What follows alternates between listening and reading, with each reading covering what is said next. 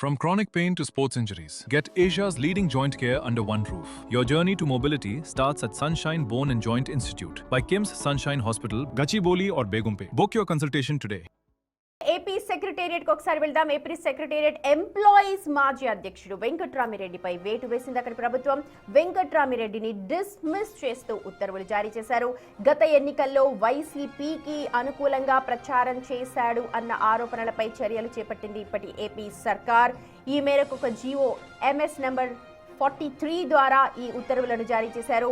ఉద్యోగం నుంచి శాశ్వతంగా డిస్మిస్ చేయడంతో పాటు రిటైర్మెంట్ బెనిఫిట్స్ అన్నింటినీ కూడా ఇప్పుడు కోల్పోతూ ఉన్నారు వెంకట్రామిరెడ్డి.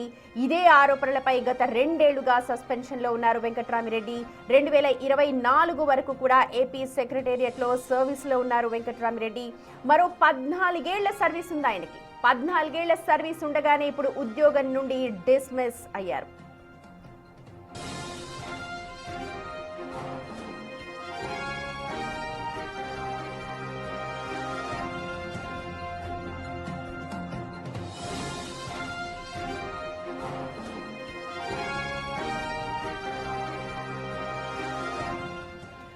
మరోవైపు తనను విధుల నుండి డిస్మిస్ చేయడంపై న్యాయ పోరాటానికి సిద్ధమవుతానంటున్నారు వెంకట్రామిరెడ్డి. జీవో కాపీలు తనకి ఇంకా అందలేదని, వేరే వాళ్ల ద్వారా తనకి సమాచారం అందిందని చెప్పుకొస్తూ ఉన్నారు. న్యాయస్థానంలో ఖచ్చితంగా తనకు విజయం సిద్ధిస్తుంది అనంటూ ఆశాభావాన్ని వ్యక్తం చేస్తున్నారు వెంకట్రామిరెడ్డి. చూడొచ్చు ప్రస్తుతం బిగ్ టీవీ స్క్రీన్ మీద డిస్మిసల్ జీవో అది. వెంకట్రామిరెడ్డి గతంలో అంటే 2024లో జరిగిన ఎన్నికలలో ఒక పార్టీకి అనుకూలంగా ప్రచారం చేశారు అన్న అభియోగాలు ఉన్నాయి. దాంట్లో భాగంగానే విచారణ చేపట్టిన ప్రభుత్వం 2 ఏళ్లుగా అతనిని డిస్మిస్ చేస్తోంది. కానీ ప్రస్తుతం శాశ్వతంగా డిస్మిస్ చేస్తూ ఒక ఉత్తర్వునైతే జారీ చేశారు. జీవో నెంబర్ 43ని జారీ చేశారు జనరల్ అడ్మినిస్ట్రేషన్ డిపార్ట్మెంట్ నుంచి. చూడొచ్చు మొత్తం 11 మంది సభ్యుల నుంచి కూడా. It has been brought to the notice of government that Sri K. Venkatramiredi, section officer holding the post of Assistant Secretary to the Government in charge of Panchayati Raj and Rural Development of political party as reported by the District Election Officer and Collector, YSR Kadapa District through the Chief Electoral Officer, ex-officio Principal Secretary to Government, wherein complaints are made that he has been allied. అంటే తను పార్టీకి అనుకూలంగా, వైఎస్ఆర్సీపీ పార్టీకి అనుకూలంగా ప్రచారం చేసిన సందర్భంలో ఇవన్నీ కూడా ఒక నివేదికలో బయటకు వచ్చాయి. పంచాయతీరాజ్ అండ్ రూరల్ డెవలప్మెంట్లో ఆయన విధులు నిర్వహించారు. అందులో భాగంగానే ఆయన ఒక ప్రచారానికి సంబంధించి ఒక పార్టీకి అనుకూలంగా ప్రచారం చేశారు అన్న అభియోగాలన్నీ కూడా ప్రూవ్ అయ్యాయి. కాబట్టే తనని విధుల నుంచి డిస్మిస్ చేస్తున్నామని గతంలో చెప్పారు. కానీ ఇప్పుడు శాశ్వతంగా డిస్మిస్ చేస్తున్నారు. ఇంకా వెంకట్రామిరెడ్డికి 14 ఏళ్ల సర్వీస్ ఉంది గవర్నమెంట్ ఎంప్లాయీగా. కానీ ఆ 14 ఏళ్ల సర్వీస్ కూడా ఇకపై చెల్లదు. ఆయన డిస్మిస్ అవుతారు. ఇదే కాదు, కేవలం 14 ఏళ్ల సర్వీస్ని కోల్పోవడమే కాదు, ఇప్పుడు ఆయనకు వస్తున్న రిటైర్మెంట్ బెనిఫిట్స్ కూడా, ఏవైతే రిటైర్మెంట్ బెనిఫిట్స్ ఉంటాయో, గ్రాట్యుటీ కావచ్చు లేకపోతే ఇతర బెనిఫిట్స్ అన్నిటినీ కూడా క్యాన్సిల్ చేసింది ప్రభుత్వం. సాధారణంగా ప్రభుత్వ ఉద్యోగులు ఎవరు కూడా ఒక పార్టీకి మద్దతుగా నిలవకూడదు. ప్రభుత్వం అధికారంలోకి వచ్చాక ఆ పార్టీకి అనుకూలంగా పనిచేస్తూ ఉంటారు. కానీ బాహాటంగా ఎవరు కూడా ఈ పార్టీకి మద్దతు ప్రకటించడం అంటూ జరగదు. కానీ ఇక్కడ వెంకట్రామిరెడ్డి విషయంలో అలా జరగలేదు అని చెప్పి అభియోగాలు ఉన్నాయి. అందులో భాగంగానే ప్రభుత్వం ఒక దర్యాప్తుని ఆదేశించింది. ఆ దర్యాప్తులో భాగంగానే ఎలక్షన్ ఆఫీసర్ కావచ్చు లేకపోతే అప్పుడు విధులు నిర్వహిస్తున్న ప్రతి ఒక్కరు కూడా ఆయన ఆ రోజు ఆ సందర్భంలో ఒక ప్రభుత్వానికి అప్పటి ఒక పార్టీకి అనుకూలంగా మాట్లాడారు అన్న అభియోగాలన్నీ కూడా ప్రూవ్ అయ్యాయి. కాబట్టి ఇక శాశ్వతంగా విధుల నుంచి అతన్ని డిస్మిస్ చేస్తున్నట్టుగా ఉత్తర్వులు జారీ చేశారు జీవో నెంబర్ 43 ద్వారా. అది చూడొచ్చు మీరు బిగ్ టీవీ స్క్రీన్ పై.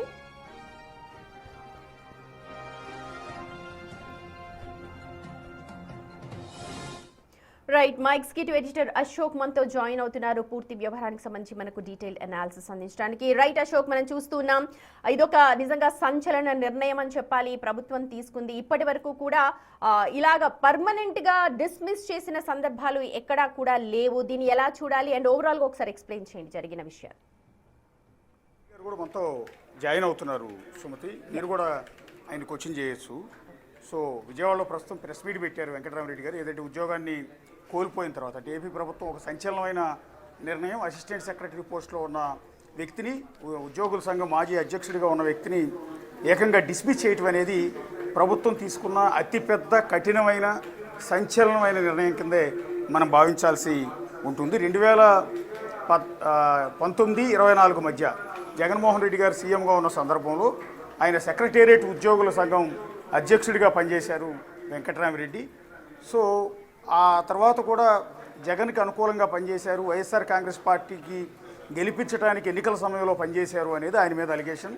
సో కూటమి ప్రభుత్వం ఏర్పడినప్పటి నుంచి ఇప్పటి వరకు ఆయన్ని సస్పెన్షన్లోనే ఉంచింది కూటమి ప్రభుత్వం. సో అందువల్ల అప్పటి నుంచి ఇప్పటి వరకు ఆయన పనిచేసే పరిస్థితి కూడా లేదు, కొంత సైలెంట్గానే ఉన్నారు. ఇన్నాళ్ళ తర్వాత ఆల్మోస్ట్ ప్రభుత్వం ఏర్పడిన 2 ఏళ్ల తర్వాత ఆయన పూర్తిగా ఉద్యోగం నుంచి తొలగిస్తూ ప్రభుత్వం నిన్న జీవో జారీ చేసింది.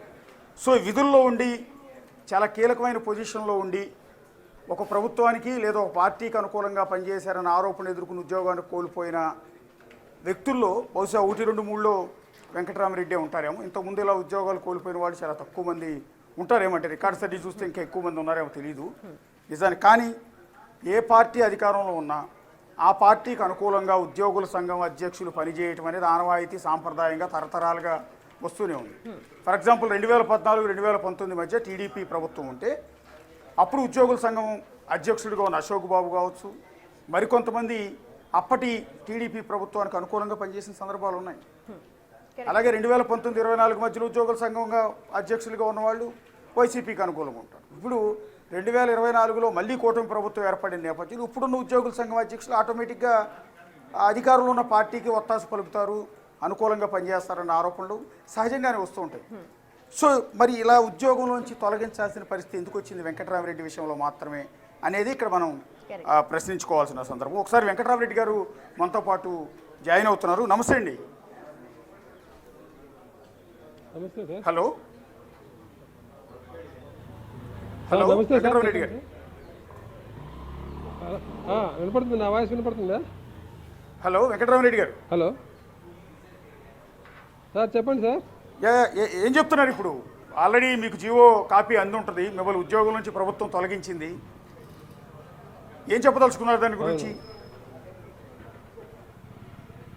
ఇది చాలా అంటే ఒకటి సార్, నేను ఎలాంటి తప్పు చేయలేదు, తప్పు చేశానికి ఎలాంటి రుజువులు లేవు. ప్రభుత్వం అధికారం ఉంది కాబట్టి చేసేయాలి, ఎవరిని ఉద్యోగులను భయపెట్టాలి అనే ఒక ఉద్దేశంతో చేసిన చర్య తప్ప వేరే ఏం కాదు. ఎందుకంటే మొన్న ఆదివారం రోజు అందరు ఉద్యోగ సంఘాల నాయకులు, నేను ఒక్కనే కాదు, నేను నాతో పాటు విద్యాసాగర్ గారు, బొప్పరాజు గారు, సూర్యనారాయణ గారు, అందరు ఉద్యోగ సంఘాల నాయకులు ప్రెస్ మీట్ పెట్టి ఈ ఉద్యోగులకు ప్రభుత్వం ఇవ్వాల్సినవి ఏవి ఇవ్వడం లేదు, ఉద్యోగులకు ఇచ్చిన హామీలు ఏవి అమలు చేయలేదు, ఉద్యోగుల్లో అసంతృప్తి ఉంది కాబట్టి ప్రభుత్వం ఇలాగే కొనసాగితే ఉద్యోగులకు ఇవ్వాల్సినవి ఇవ్వకపోతే, ఉద్యోగులకు రావాల్సిన డిఏలు కానీ ఐఆర్ కానీ ఇవ్వకపోతే, పిఆర్సీ కమిషన్ వేయకపోతే మేము రోడ్డు మీదకి వచ్చి ధర్నా చేస్తాం. కాబట్టి మీరు ఉద్యోగుల మీద దృష్టి పెట్టండి ప్రభుత్వానికి ఒక అల్టిమేటం లాగా ఇచ్చిండ్రు. ప్లస్ ఈ టీచర్ సంఘాలన్నీ ధర్నా చేస్తున్నాయి. రేపు 25 ఇప్పటికే ఏపీటీఎఫ్, యూటీఎఫ్ ఇలాంటి సంఘాలన్నీ చేసినాయి. పిఆర్టీయూ 25వ తారీఖు ధర్నా చేసింది. మే 6వ తారీఖు ఒక ఉద్యోగ సంఘం ధర్నాకు పిలిపించింది. ఇలాగ అన్ని ఉద్యోగ సంఘాలు రోడ్డు మీదకి వచ్చి ధర్నా చేయడానికి సిద్ధంగా ఉన్నాయి. ఇలాంటి సమయంలో ప్రభుత్వం ఉద్యోగులకు ఇవ్వాల్సిన వాటి మీద దృష్టి పెట్టి కొన్ని చేసి ఉద్యోగుల అసంతృప్తి చల్లార్చకుండా ఉద్యోగులు భయపెట్టాలి, ఉద్యోగులకు ఏం చేయకూడదు, ఉద్యోగులు ఎవరు మాట్లాడకూడదు, అలా చేయాలంటే ఉద్యోగులు భయపెట్టాలంటే ఇలాంటి చర్య తీసుకోవాలని చెప్పి దుర్మార్గంగా తీసుకున్న చర్య తప్ప ఇందులో ఎలాంటి వాస్తవం లేదు. నేను ఒకటి స్పష్టంగా చెప్తున్నాను, నా మీద వచ్చిన ఆరోపణ ఏంటి, నేను ఎలక్షన్ టైంలో 4 డిపోలు కడప జిల్లాలో 4 డిపోలు తిరిగి ఎన్నికల ప్రచారం నిర్వహించాననేది నా మీద చేసిన ఆరోపణ. అవును, ఆ 4 డిపో మేనేజర్లు కూడా చాలా స్పష్టంగా రిపోర్ట్ ఇచ్చిండ్రు, మీకు రిపోర్ట్ కాపీ కూడా చూపిస్తున్నా. ఓకే, ఆర్టీసీ పరిసరాల్లో ఎలాంటి ఎన్నికల ప్రచారం నిర్వహించలేదని చెప్పి మా బద్వేల్ డిపో మేనేజర్ ఇచ్చిన రిపోర్ట్ ఇది. ఇలాగే అన్ని డిపో మేనేజర్లు రిపోర్ట్ ఇచ్చిండ్రు. అంటే నేను తప్పు చేసేదానికి ఎలాంటి రుజువులు లేవు, కాకపోతే ఎవరినో ఒకరిని బలి చేయాలి, ఉద్యోగులను భయపెట్టాలి, ఉద్యోగులు రోడ్డు మీదకి రాకుండా చేయాలి, అందుకోసం భయపెట్టాలని చేసిన చర్య తప్ప వేరే ఏం కాదు. ఇలాంటి వాటికి భయపడడం ఖచ్చితంగా కోర్టులో న్యాయ పోరాటం చేస్తాను, నాకు న్యాయం జరుగుతుందని ఆశిస్తున్నాను. ఇది ఇలా అంటే ఒక ప్రభుత్వం ఒక పార్టీకి అనుకూలంగా పనిచేశారన్న ఆరోపణతో ఉద్యోగం కోల్పోయింది మీరేనండి? మీకు ముందు ఇంకెవరైనా ఉన్నారా మీ స్థాయి పోస్టులో ఉన్నవాళ్ళు? గతంలో ఎప్పుడు ఇలా జరగలేదు సార్. అది ఇలాంటి కేసుల్లో అసలు డిస్మిస్లు అనేది చేయకూడదు. ప్రభుత్వం రూల్ ప్రకారం, ప్రభుత్వం సిసిఆర్ రూల్స్లో ఏముంది, ఒక ఉద్యోగం తొలగించాలంటే లంచం తీసుకుని బ్రైబ్ కేసు కానీ, కరప్షన్ కేసు కానీ, బైగా అంటే 2 పెళ్ళిళ్ళు చేసుకోవడం కానీ, అనైతిక ప్రవర్తన కానీ, మహిళలను వేధించడం కానీ, ఫోర్జరీ చేయడం కానీ, ఇలాంటి కేసులు, ఇలాంటి సందర్భాల్లో మాత్రమే ఉద్యోగం నుంచి తొలగించాలని చాలా స్పష్టంగా ఉంది. ఈ కేసులో దానికి సంబంధించిందే కాదు, కానీ ప్రభుత్వం అడ్డగోలుగా చేసింది. నేను అడుగుతున్న ప్రభుత్వాన్ని, అసలు ఈ ప్రభుత్వం, ఈ ముఖ్యమంత్రి గారు కదా ఉద్యోగులు రాజకీయంగా వాడుకోవడం మొదలుపెట్టింది. ఈ 2014-19 చూసుకోండి, ఆ మధ్యకాలంలో ఉద్యోగులందరూ పొలిటికల్ కార్యక్రమాలు ఎన్ని చేసిండ్రు. అప్పుడు ముఖ్యమంత్రి గారు గవర్నమెంట్ ఆఫ్ ఇండియా ఇచ్చిన ప్రత్యేక ప్యాకేజీ బాగుంది అంటే రోడ్డు మీదకి వచ్చి సంబరాలు చేసుకోవాలి. ఏది నవనిర్మాణ దీక్ష అని చెప్పి బస్సులు వేసుకొని వచ్చి విజయవాడ సెంటర్లో సంబరాలు చేసుకోవాలా. ఆ ప్యాకేజీ బాగలేదు, ప్రత్యేక హోదా కావాలని మళ్ళీ ముఖ్యమంత్రి గారికి బీజేపీకి చెడిపోయి ఆయనకు వైరం వస్తే అప్పుడు ప్యాకేజీ బాగాలేదు, హోదానే కావాలంటే అప్పుడు ఉద్యోగులందరూ మళ్ళీ నల్ల చొక్కాలు వేసుకొని రోడ్డు మీదకి వచ్చి ధర్నా చేయాలి. ఈ ముఖ్యమంత్రి గారు పక్కన కూర్చొని ఉద్యోగులతో నల్ల చొక్కాలు వేయించి బీజేపీని తిట్టించలేదా? నేను మీకు మీకు చూపిస్తున్న ప్రూఫ్తో సహా. ముఖ్యమంత్రి గారు ఢిల్లీలో అంటే ఎవరు మీరు ఉద్దేశించి అశోక్ బాబు అప్పుడు అధ్యక్షుడు అశోక్ బాబే రండి. అశోక్ బాబే కాదండి, అశోక్ బాబే కాదు, ఓకే, అశోక్ బాబే కాదు. అప్పుడున్న రెవెన్యూ అధ్యక్షుడు, అప్పుడున్న ఏపీఎన్జిఓ అధ్యక్షుడు, అప్పుడు సెక్రటరియట్ అధ్యక్షుడు, అందరూ ఉద్యోగ సంఘాల నాయకులు 100 మందిని ఢిల్లీకి తీసుకెళ్ళి, మీకు ఫోటోలు చూపిస్తున్నా, వీడియో కూడా ఉంది, వీడియో కూడా పెడతా. ఢిల్లీకి తీసుకెళ్ళి ముఖ్యమంత్రి హోదాలో పక్కన కూర్చొని ఉద్యోగులు నల్ల చొక్కాలు వేసి ప్రధానమంత్రి గారిని వ్యక్తిగతంగా తిట్టించడం, బీజేపీని రాష్ట్రం నుంచి తరిమి కొడతాన్ని తిట్టించడం, బీజేపీని ఒక్క సీటు గెలవనీయం రాష్ట్రంలోని తిట్టించడం, అది రాజకీయం కాదా? ఉద్యోగం రాజకీయంగా వాడుకునేది మీరు కాదా? అంటే అది రాష్ట్ర ప్రయోజనాలు, నాయకుడు పార్టీ ప్రయోజనాల కోసం పనిచేశారని కదా మీ మీద ఆరోపణ. వాళ్ళు రాష్ట్ర ప్రయోజనాల కోసం, రాష్ట్ర హక్కుల కోసం పోరాడే క్రమంలో కేంద్రం మీద తిరగబడే ఉద్దేశంతో ఉద్యోగులు వెళ్ళొచ్చు. మీరు చెప్పినట్టు నల్ల చొక్కాలు వేసుకుని ఉండొచ్చు, నల్ల బ్యాజీలు రాష్ట్ర ప్రయోజనమా కాదు సార్, రాష్ట్ర ప్రయోజనమా నేను చెప్తున్నా, రాష్ట్ర ప్రయోజనం ముఖ్యమంత్రి గారి ప్రయోజనమా?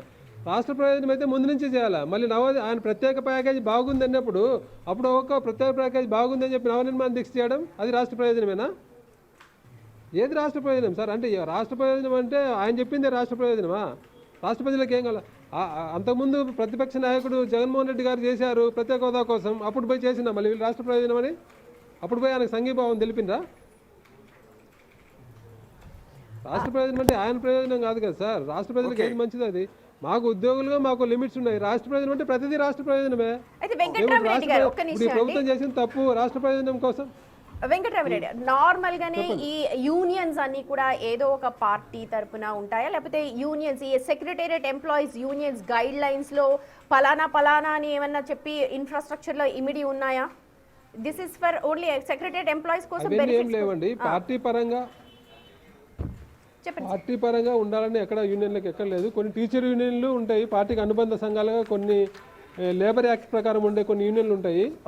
కానీ అసోసియేషన్లకు, ఉద్యోగ సంఘాలకు అలాంటి యూనియన్ లేవు. కాకపోతే మేము చెప్పేది ఏంటంటే, ప్రభుత్వం ఎవరు అధికారంలో ఉంటే వాళ్ళు ఏదైనా ఉద్యోగులకు మంచి చేసినప్పుడు ఆ ముఖ్యమంత్రి గారిని పొగుడతారు, ఆ ప్రభుత్వాన్ని పొగుడతారు.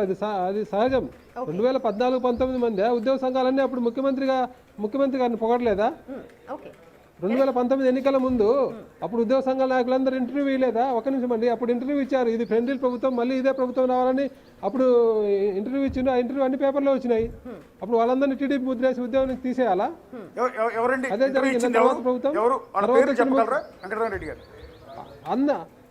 అందరూ ఆ రోజు ఏపీఎన్జిఓ అధ్యక్షుడు ఇచ్చిండ్రు, ఆ రోజు రెవెన్యూ అధ్యక్షుడు ఇచ్చిండ్రు, ఆ రోజు మా సెక్రటరియట్ అసోసియేషన్ నాయకులు ఇచ్చిండ్రు. ఆంధ్రజ్యోతి పేపర్లో పెద్దగా వచ్చింది ఎన్నికల టైంలో. అంటే నాకు గుర్తున్న పేర్లు చెప్తాను. అప్పట్లో సెక్రటేరియట్ ఉద్యోగుల సంఘం అధ్యక్షుడిగా బహుశా మురళీకృష్ణ అనే వ్యక్తి ఉండేవారు. రెవెన్యూ ఉద్యోగుల సంఘం ఆల్మోస్ట్ బొప్పరాజు వెంకటేశ్వరరావు ఉన్నట్టున్నారు. సో ఏపీఎన్జిఓ అధ్యక్షుడు ఎవరు? అప్పటికి అశోక్ బాబు రిటైర్డ్ అయిపోయినట్టున్నారు కదా, చంద్రశేఖర్ రెడ్డి. ఓకే. సో వీళ్ళందరూ ప్రభుత్వానికి అనుకూలంగా, అంటే చంద్రబాబుకు అనుకూలంగా పనిచేశారని పనిచేయడం కాదు. ఆ రోజు ఆయన ప్రభుత్వంలో ఉన్నప్పుడు ఆయన పొగిడారు, ఇది మంచి ప్రభుత్వం, ఈయన ఉద్యోగులకు మేలు చేసింది, మళ్ళీ ఇదే ప్రభుత్వం రావాలని వాళ్ళ ఇంటర్వ్యూలు ఇచ్చిండ్రు. అంత మాత్రం వాళ్ళందరి మీద టీడీపీ ముద్రేసి ప్రభుత్వం తర్వాత వచ్చిన ప్రభుత్వం తొలగించిందా? తొలగించలేదు కదా. తర్వాత వచ్చిన ముఖ్యమంత్రి గారు జగన్మోహన్ రెడ్డి గారు ఏం చెప్పారు? ఉద్యోగులతో ఫస్ట్ మీటింగ్లోనే, మీరు ప్రభుత్వంతో పనులు చేయించుకోవడానికి ప్రభుత్వాన్ని, ముఖ్యమంత్రి గారిని పొగిడిండొచ్చు, 2 మాటలు మాట్లాడిండొచ్చు వాళ్ళకి అనుకూలంగా, నేను అవన్నీ పట్టించుకోను, మీరు ఉద్యోగుల కోసం పనిచేయండి, ఉద్యోగులకు ఏం కావాలో మేము చేసి పెడతామని చెప్పి చాలా స్పష్టంగా చెప్పిండు. అది పెద్ద మనిషి తర్వాత హుందాతనం, ముఖ్యమంత్రి గారికి ఉండాల్సిన హుందాతనం అది. అవన్నీ ఏం లేకుండా ఇప్పుడు కక్ష కట్టి ఏదో ఉద్యోగులను భయపెట్టాలని చెప్పి ఏదో బలిపశువులు చేయాలని చెప్పి ఇచ్చిన ఆర్డర్ తప్ప ఇలాంటి ఇందులో ఎలాంటి వాస్తవం లేదు. అంటే ఒకటి సూటిగా మిమ్మల్ని ఒకటి వెంకటరామరెడ్డి గారు అడుగుతున్నాను, మీరు వైసీపీకి అనుకూలంగా జగన్మోహన్ రెడ్డి గారికి అనుకూలంగా పనిచేయలేదని చెప్పగలరా గుండెల మీద చేసుకుని? ఖచ్చితంగా 100% నేను ఉద్యోగులకు అనుకూలంగా పనిచేసినా, ఉద్యోగులకు మేలు చేసినప్పుడు ముఖ్యమంత్రి గారిని పోయిడాము. అది అందరు చేసిందే చెప్తున్నా కదా నేను. ముఖ్యమంత్రి గారు పలాని మంచి, ఇప్పుడు ఈరోజు కూడా చెప్తున్నా గత ప్రభుత్వం బాగా చేసింది ఈ ప్రభుత్వం కంటే అని. ఎందుకంటే గత ప్రభుత్వం కాదండి, మీరు ప్రభుత్వంలో ఒక భాగం, ప్రభుత్వ ఉద్యోగి అంటే ప్రభుత్వంలో భాగం, ప్రభుత్వాన్ని మొత్తాన్ని నడిపేది మీరే, పాలకులు ఆదేశాలు ఇస్తారు, మీరు పాటిస్తారు, ఇదంతా ప్రొసీజర్, తప్పేం లేదు. ముఖ్యమంత్రిని ప్రశంసించడం అనేది తప్పు కాదు. కానీ మీరు ఆ రోజు జగన్మోహన్ రెడ్డి సీఎంగా ఉన్నప్పుడు 2019-24 మధ్యలో ఉద్యోగులకి టెన్షన్గా 1వ తేదీ శాలరీ వచ్చిన సందర్భాలు ఉన్నాయా? డిఏ బకాయిలు చెల్లించిన సందర్భాలు ఉన్నాయా? డిఏ బకాయిలు చెల్లించలేదు, ఉద్యోగుల జీతాలు సకాలంలో రాక ఉద్యోగులు ఇబ్బంది పడింది నిజం కాదా? ఆ టైంలో మీరు ఉద్యోగుల సంఘం అధ్యక్షుడిగా ప్రభుత్వాన్ని ఎందుకు నిలదీయలేదు? ప్రభుత్వానికి వ్యతిరేకంగా ధర్నాలు ఎందుకు చేయలేదు? ఈ రోజు రావడం లేదు కదా సార్, ఇప్పుడు కూడా ఈ రోజు కూడా రావడం లేదు. 1వ తారీఖు ఉద్యోగ జీతము రావడం లేదు. ఆ రోజు గత ప్రభుత్వంలో ఏం జరిగేది, అవుట్సోర్సింగ్, కాంట్రాక్ట్ ఎంప్లాయీస్, చిన్న ఉద్యోగులు తక్కువ జీతం అని వాళ్ళకు 1వ తారీఖు వేసి రెగ్యులర్ ఉద్యోగులకు 2-3 తారీఖులో జీతం వేసేవాళ్ళు. ఈరోజు ఏం జరుగుతుంది, రెగ్యులర్ ఉద్యోగులకు 1వ తారీఖు పడుతుంది, అవుట్సోర్సింగ్ కాంట్రాక్ట్ ఉద్యోగులకు 10 రోజులు లేట్ అవుతుంది. ఈరోజు కాంట్రాక్ట్ ఎంప్లాయీస్కు 2 నెలల జీతం రాలేదు, కాంట్రాక్ట్ లెక్చరర్లకు. ఈరోజు నిన్న నాకు సెక్రటరీలో కనపడి అడిగితే ఏమి ఇక్కడ ఉందంటే మాకు జీతం రాలేదు 2 నెలల నుంచి అని నిన్న చెప్పారు. ఈరోజు కూడా లేదు, మీరు ఎంక్వైరీ చేసుకోండి. ఓకే,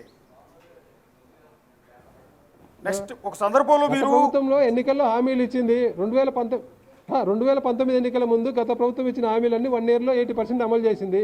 ఈ ప్రభుత్వం 2 ఏళ్ళు అయింది, ఒక హామీ అమలు చేసినామని చెప్పండి. ఏం చేసింది చెప్పండి, ఉద్యోగులు పలానా మేలు చేసినామని చెప్పండి. ఇప్పుడు ఎంత ఉందండి ప్రభుత్వం నుంచి మీకు రావాల్సిన బకాయిలు మొత్తం ఎంత ఉండదు? ఇప్పటికి ప్రభుత్వం నుంచి మీకు రావాల్సిన ఎంటైర్ బకాయిలు ఎన్ని కోట్లు ఉండొచ్చు?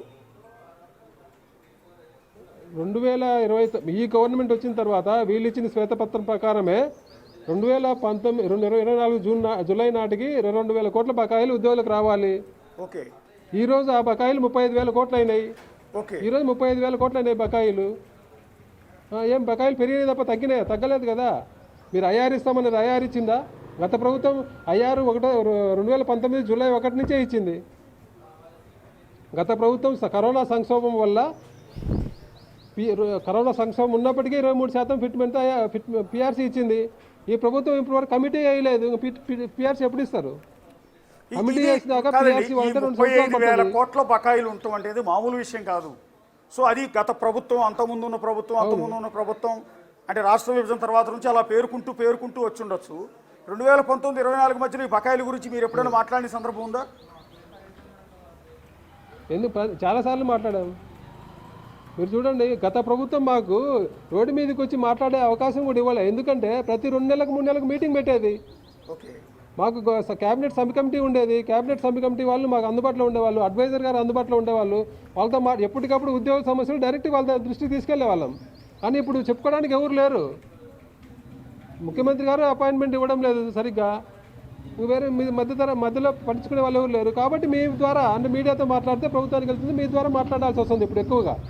గతంలో ఎక్కువ మాట్లాడకపోవడానికి ఇప్పుడు ఎక్కువ మాట్లాడడానికి కారణం ఏంటంటే, ఒకటే గతంలో చెప్పుకునేదానికి ప్రభుత్వం తరపున ఉండేవాళ్ళు, ఇప్పుడు ఎవరు లేరు కాబట్టి మీడియాతో ఎక్కువ మాట్లాడాల్సి వస్తుంది. అదే తేడా. అట్లాగే సార్, ఇప్పుడు వెంకటరామరెడ్డి గారు 35,000 కోట్ల బకాయిలు ఉన్నాయని మీరే చెప్తున్నారు. సో మీరు ఆల్రెడీ పనిచేస్తున్నారు, ఉద్యోగ సంఘం అధ్యక్షుడిగా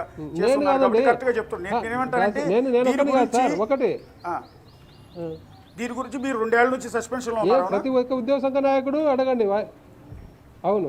అవును సరే, సస్పెన్షన్లో ఉన్న మీరు మాట్లాడారంటే కొంత వ్యతిరేకంగా మాట్లాడారు అనుకుందాం.